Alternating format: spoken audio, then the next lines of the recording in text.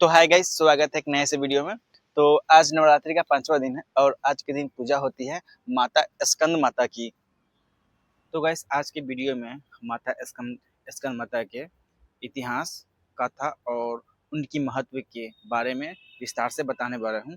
तो चलिए शुरू करते हैं। माँ स्कंद माता का नाम भी अपने आप में बहुत विशेष है। वीडियो में आगे पता चलेगा कि माँ स्कंद माता है कौन और स्कंद माता नाम क्यों पड़ा। आप लोगों का कंफ्यूजन रहेगा, तो वीडियो को लास्ट तक देखिएगा कि ताकि कंफ्यूजन दूर हो जाए कि माँ का नाम स्कंद माता क्यों पड़ा। स्कंद माता का नाम का सबसे पहले मैं स्कंद माता मतलब सबको पता होगा कि माता मतलब माँ होता है, और स्कंद स्कंद मतलब स्कंद का अर्थ क्या होता है। भगवान कार्तिकेय और मुरुगन जो भगवान शिव और पार्वती के पुत्र हैं, इसी कार्तिकेय का ही नाम स्कंद है। पार्वती जी भगवान स्कंद की माता बनी, तब उन्हें स्कंद माता कहा जाने लगा। तो गाइस अब जानते हैं पुरानी कथा कि भगवान स्कंद का जन्म आखिर क्यों हुआ। दैत्यराज तारकासुर ने अत्यंत कठोर तप करके भगवान ब्रह्मा को प्रसन्न किया और उनसे वरदान प्राप्त किया।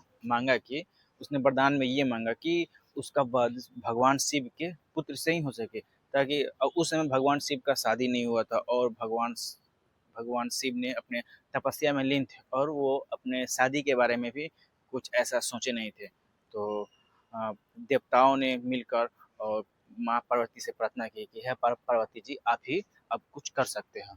तो इसके बाद पार्वती जी ने अपने भक्ति से भगवान शिव को प्रसन्न करके ये भी मांगे कि भगवान शिव जी से भी मांगे कि मुझे आपसे शादी करना है। तो वरदान मांगने के बाद तो कोई भगवान ऑफकोर्स उसकी इच्छा पूरा कर ही देता है। तो उनसे शादी हुआ और उन दोनों से शादी होने के बाद तो स्कंद भगवान का जन्म हुआ, और इस प्रकार से स्कंद भगवान का जन्म हुआ। और स्कंद भगवान बाद में जब युवक हुए तो देवताओं का सेनापति बना, और सेनापति बनने के बाद इस युद्ध में उन्होंने स्कंद भगवान ने तारकासुर का वध किया और भगवान के अत्याचारों से मुक्त किया। पार्वती जी को स्कंद माता कहा गया। माँ स्कंद माता की स्वरूप बहुत दिव्य है और माँ सिंह पर सवार करती है, और इनके 4 भुजाएं हैं, जो चारों भुजाओं का अलग अलग एक रूप है। इनके 2 भुजाओं में कमल पुष्प धारण रहती है, और तीसरी भुजा में भगवान स्कंद को गोद में लिए रहती है, और चौथी भुजाएं में जो आशीर्वाद इस तरह से जो आशीर्वाद देती है, आशीर्वाद देने की मुद्रा में रहती है। भगवान माँ स्कंद माता के मुखमंडल बहुत शांत और करुणामयी बताया गया है। मतलब मुखमंडल क्या होता है कि जल्दी क्रोधित नहीं होना, गुस्सा नहीं होना, और मुख से कुछ ऐसा नहीं करना कि किसी को ठोस पहुँचे।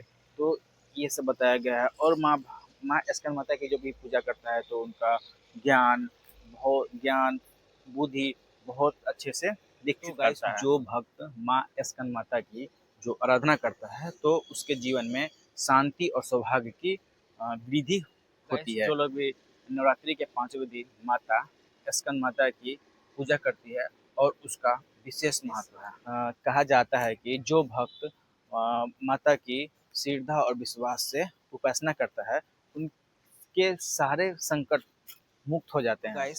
कहा जाता है कि विद्यार्थियों और साधकों के लिए यह दिन बहुत महत्वपूर्ण है, क्योंकि इस दिन माँ की कृपा से विधि, विवेक और ज्ञान की प्राप्ति होती है। कहा जाता है कि इस दिन भक्त अगर माँ की आराधना करती है तो उसके जीवन में सुख, शांति और समृद्धि आती है। तो ये थे माँ स्कंद माता की इतिहास और महत्व। आज के दिन हम सबको मिलकर माँ से ये प्रार्थना करना चाहिए कि हमें ज्ञान, शांति और समृद्धि का आशीर्वाद दे।